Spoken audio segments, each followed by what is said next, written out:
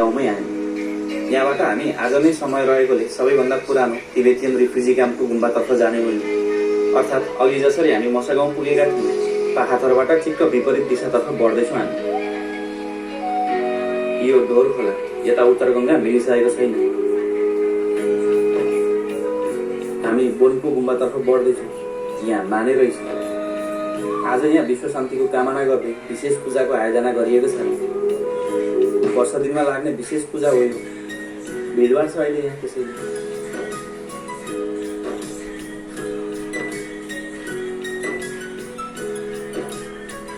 1960 को दशकमा जब तिब्बतबाट भागेर त्यहाँको नागरिक नेपाल आयो, त्यस पश्चात नेपालमा बनाइएको सबैभन्दा पहिलो गुम्बा यो रहेको मान्यता छ। गुम्बा परिसर सुन्दर छ। यहाँ जडीबुटीको अध्ययन गर्ने विद्यालय छ। ढोरपाटनमा तिब्बतियन क्याम्प छ।